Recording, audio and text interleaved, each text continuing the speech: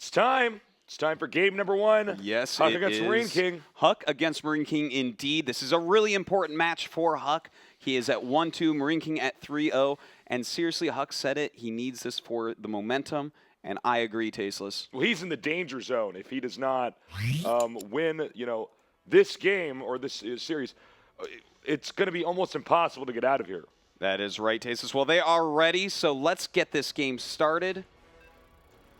I am excited. Your predictions, Artosis? Sadly, I do have to say I think Marineking is going to take it. He's playing like a monster. Yeah. 3-0, the only player undefeated so far. All right, so Huck, Marineking, PBT. Our map is Entombed Valley. And I will go ahead now and introduce our players in the red in the bottom left. Formerly known as a second-place medalist, now a champion. We have Marineking Prime.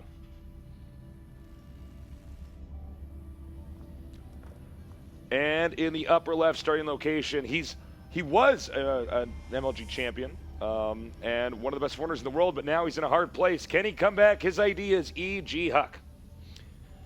I do have to point out, Tasteless, that these are the two players that have two MLGs under their belt. That is right. it. They are the only two players that have won twice in MLG. Yep. So one makes one it, recently, one not so recently. That makes it really quite an awesome match. I mean, one of these guys might end up winning their third MLG this time before anyone else has won two. So yeah, I mean, you can't count Huck out. Oh no, you can't. If you look at the list of people he had to play anyways, that's that's a good point actually, because Huck's won two, but what were his losses? They were to Parting and to DRG, which are two players that were really highly hyped coming into this tournament. Two of the best players in the whole world. We had to say might win this. I think out of the three, based off modern results, Parting, DRG, and Marineking would be the people I would expect if I was a gambling man. I would be betting on them. Well, Tasteless, I got to call my bookie. I'll be right back because I'm a gambling man. I'm going to go ahead and do that.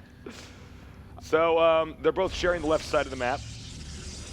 They will gradually be expanding towards either the lower right or the upper right, based on their starting locations. And just for your information, your opponent can't be, if you're top left, he can't be top right. If you're bottom left, he can't be bottom right. So it's that narrows it down, kind of like Shakur's Plateau does, where Huck is scouting diagonally across this map, checking for him, and now he knows he's in bottom left.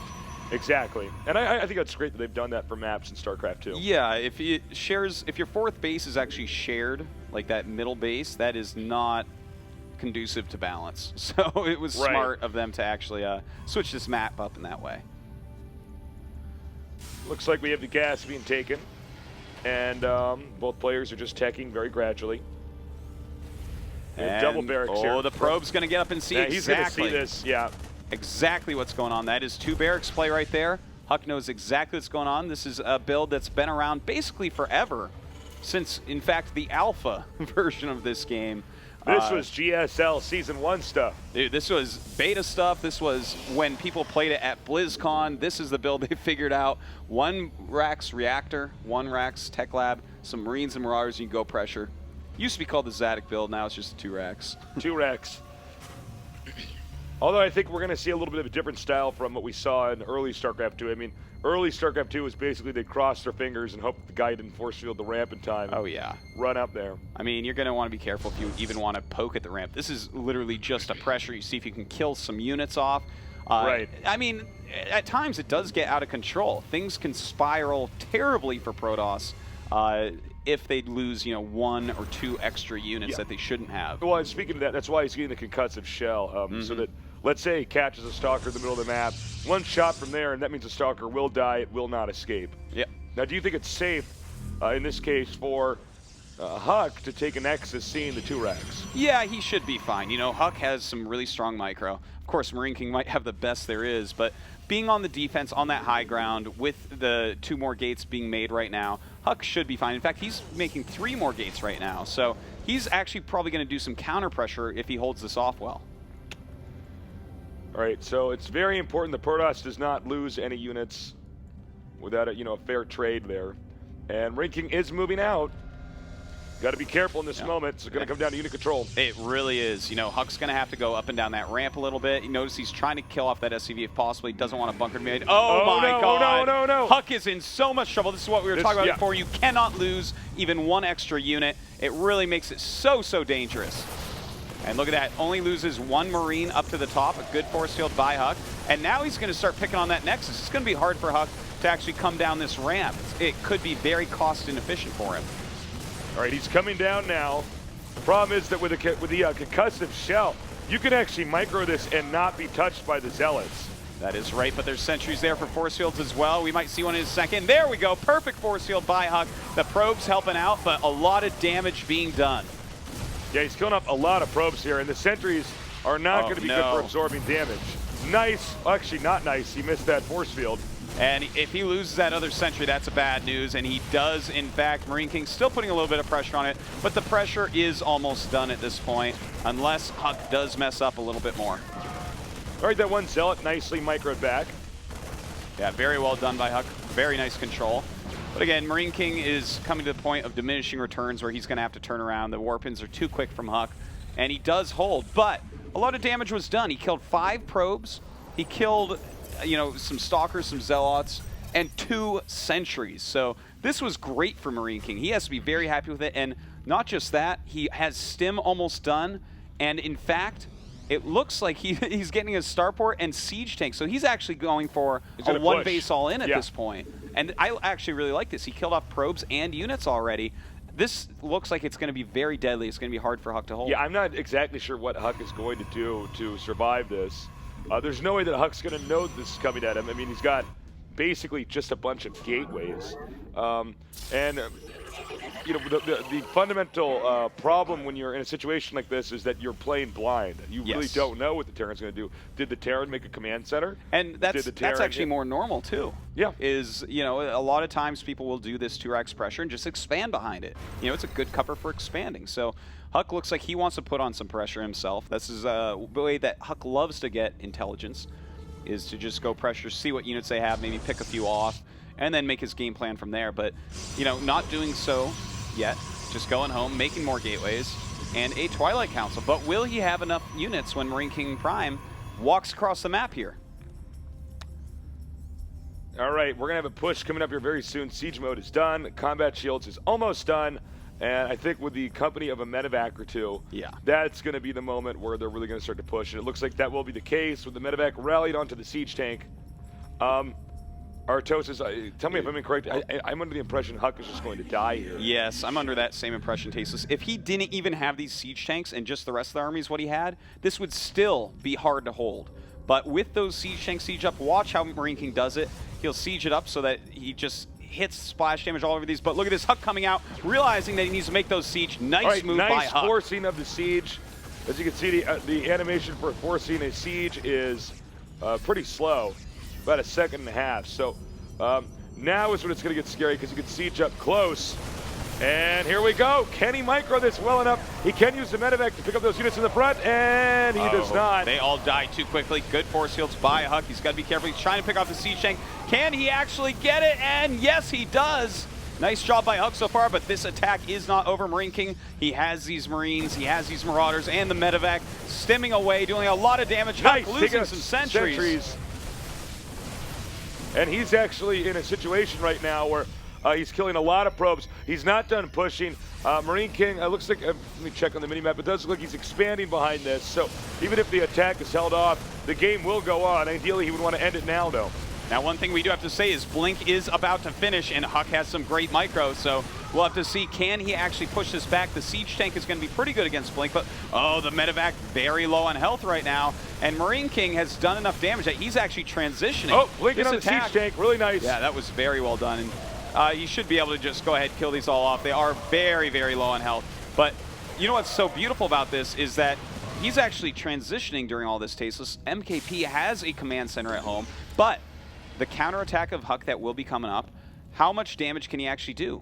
Blink Stalkers are pretty scary. You can see he was rallied outside of his base there. And now he's going to have to siege up and get into a defensive posture. We did just see 22 probes have been killed. That's a lot of probes right now.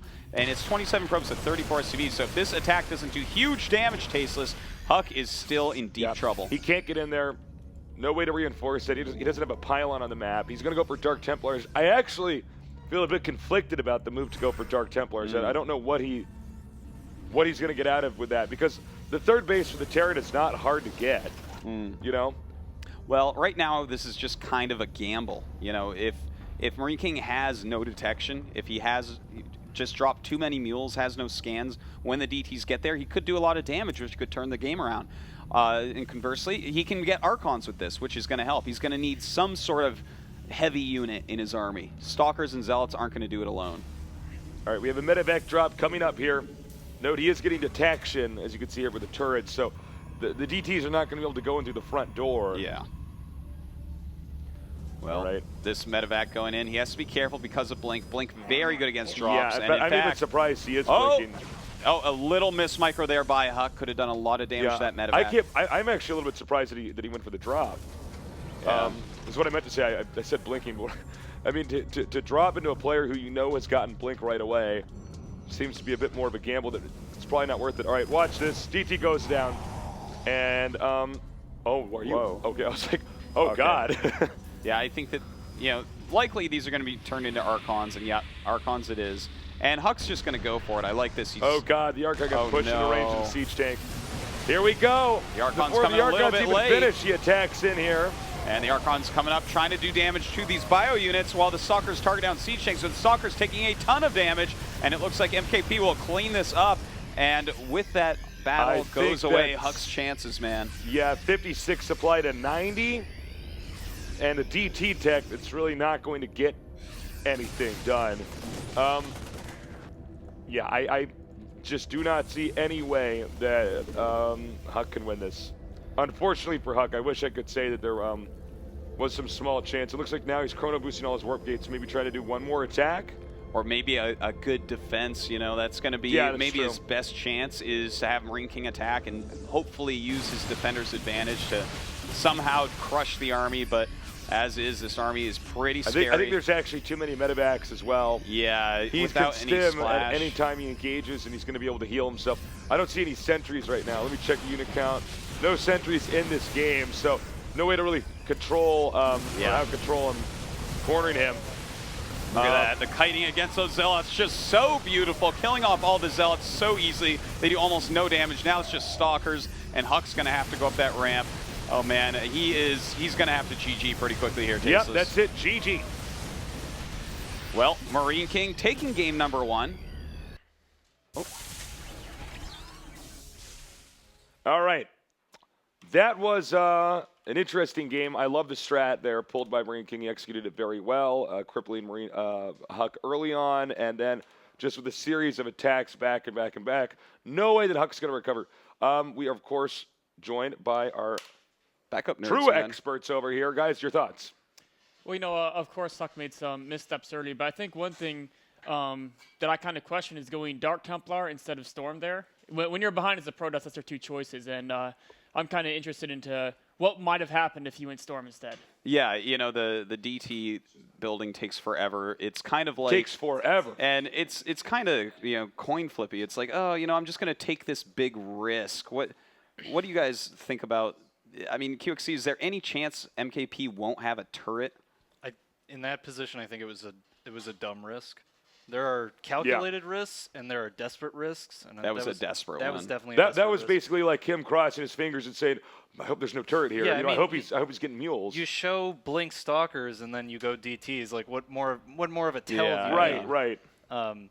One thing that do you guys remember Huck versus Marineking in the GSTL? A long time ago. I might. Talk about it. Go ahead. It was basically a 2-Rax. Huck went 1-gate expand, except when the 2-Rax pressure came, Huck just smashed it. And that was when 2-Rax was really, really, really popular, and I think Huck had actually come up with his own special 1-gate expand with very specific chrono boost timings and things. And is this the double gas? I don't remember exactly. I think it was. If it was a long time ago, he used to always go double gas 1-gate expands, which would like mess up his economy, but you'd have so many centuries when anything came. Yeah. As long as it wasn't something like a 1-1-1, he was good to go. And I actually think the build Huck did this time should have smashed at 2-Rax. He actually cut probes at 26. I mean 26 supply, so it was actually at 22 probes he cut. All his warp gates are up. He could have easily waited for a full cycle warp-ins and the Nexus would have lost 500 shields, but instead he kind of went a little bit early. Yeah, definitely. Yeah, and that first Stalker loss is always such a pain. Oh, yeah. Yeah, that was unfortunate. When I saw the concussive shell hit, I was like, oh, God. This is going to be bad for Huck. Guys, tweet at us or text us for the Xperia Sony smartphone poll. Tell us if you think Marineking is going to come out in the lead with the lead he already has, or if Huck can come back. We want to know. It's a great way for you guys to interact with the show. What are your guys' thoughts on the Blink? Well, actually, they are ready, Tasos. Oh, they're so ready. we're going to go ahead and cut our backup nerds, QXCNX, off. Thank you guys we'll talk so to them much. after We this appreciate game. it. We're going to start this game. Let's get it going, man. I need more action. I'm a junkie. All right. We're here at the MLG Spring Arena, game number 2, Marineking against Huck. Huck actually having a very difficult time. Maybe he's in a slump. Maybe his skill is just atrophied. I don't know. But Marineking is on fire right now.